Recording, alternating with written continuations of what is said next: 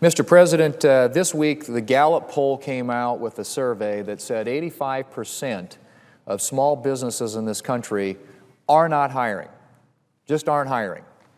And when asked why, 50% of those small businesses responded that it was the health care law and complying with federal regulations that was preventing them from hiring. Well, there probably isn't any better example of the overreach, the overkill, the excess when it comes to regulations than the Department of Labor regulation on child labor in agriculture. That came out, it was put out, invited public comments on the proposal last September. And since that time, numerous senators and outside interest groups have requested a 60-day extension for comments due to the timing of the harvest season, but the Department of Labor only extended that comment period for 30 days.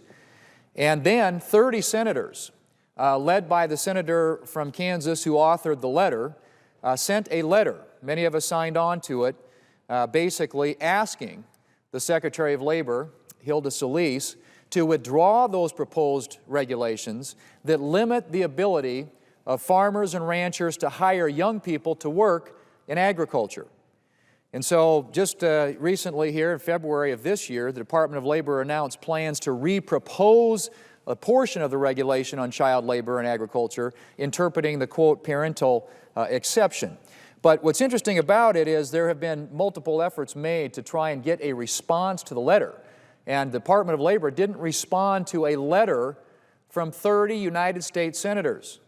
It strikes me, Mr. President, with all the issues that were raised in that letter and with the impact that this would have on the very heartland of our country and the ability of farmers and ranchers and their families to sustain themselves and to contribute to feeding the world, it seems that there would at least be the courtesy of responding to the points that were raised in that letter. And yet, we have not yet received a response to that letter sent by the senator from Kansas, Senator Moran, and 29 others of us who signed on to that, requesting response to the various issues that were raised. And we'll get into those in just a minute here. But it just strikes me, Mr. President, as certainly odd and perhaps, I would have to say, demonstrating an arrogance of power not to respond to 30 United States senators who, on behalf of their constituents, raise some issues that are very important to the economy certainly of the heartland of the Midwest and the people that I represent, and I know that the senator from Kansas represents.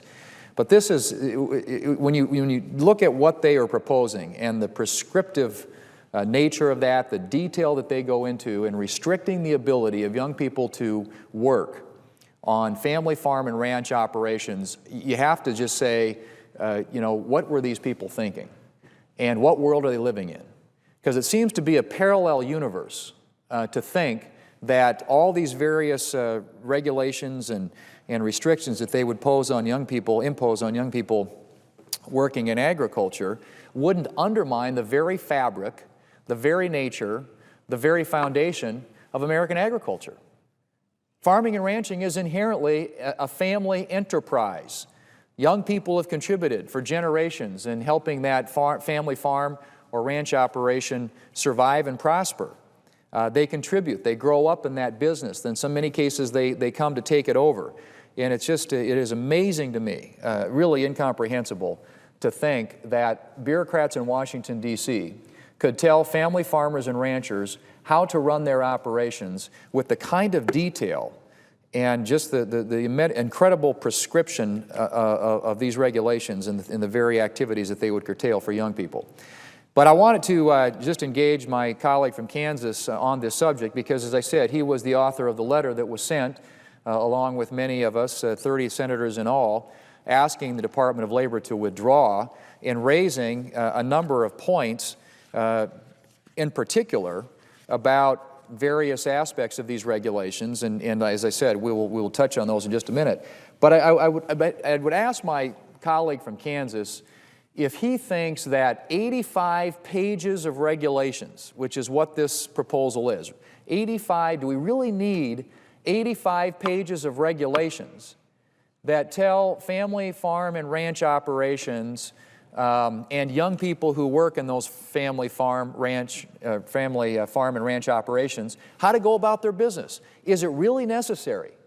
Do we really have to get this bureaucratic and impose these kinds of regulations, these kinds of costs, and these kinds of burdens upon American agriculture at a time when it, of course, as I've mentioned before, there are so many other costs associated with doing business in this country imposed by the government. The Obamacare, the health care law, as I mentioned earlier, and the Gallup poll was mentioned by half of the small businesses who said they aren't hiring is one of the reasons why they're not hiring. But all these other regulations, many of which come from the EPA, but certainly Department of Labor in this particular case is guilty of just making it more difficult, more expensive to do business in this country, and certainly inhibiting the very nature and, from an operations standpoint, the very way that a family farm or ranch operation conducts itself. What you have touched upon, I think, is something that perhaps people who don't come from farm country appreciate as much as we do, and that is just the very nature of farming. Farming is, as we said, it's very much a family operation. And what you're talking about right now with these regulations is at a time we've got young people who, one, need the opportunity to learn responsibility, who need to learn the value of hard work, and also, for that matter, need to earn a little extra spending money. This regulation would restrict their ability to do all three. And it would be really, really bad for family farming and ranching in the state of South Dakota. I know that. And it's also a regulation which I would say I don't think has gotten as much attention perhaps as some of the other ones that are out there, but one that would have a profound consequence on production agriculture. And you mentioned a couple of examples of operating farm equipment. If you're in a tractor, you're probably, in most cases, going to be higher than 6 feet, and this prevents you from doing things at elevations higher than 6 feet. Also, you could argue, I think, probably some other things that would fall into that category. Well, how about working on a haystack? You know, you're going to be more than 6 feet above the ground, and some of the restrictions with regard to working with animals that are more than 6 months old, as you mentioned, being able to herd cattle from the back of a horse. I mean, those are all things that under these regulations would be restricted or prevented for many of these young people. And it seems pretty amazing, really, that you would have a Washington bureaucracy dictating with this kind of specificity, this kind of minutia, how farm and ranch operations can be conducted. I would argue that the very organizations that you mentioned, 4-H, FFA, Extension Service, know full well, and the families who operate farms know full well what the risks are. They understand. They want to protect their families. Instead, you've got a Washington bureaucracy who thinks that it knows best, telling family farms, ranches, how to go about their business in a way that will make it not only more difficult for them to make a living, but also, I think, more difficult for young people to learn the skills and get the experience that they need when hopefully that time comes around that they can take over that operation. Farming, ranching in Kansas, as it is in South Dakota, is very much an intergenerational occupation, and it's more than just an occupation.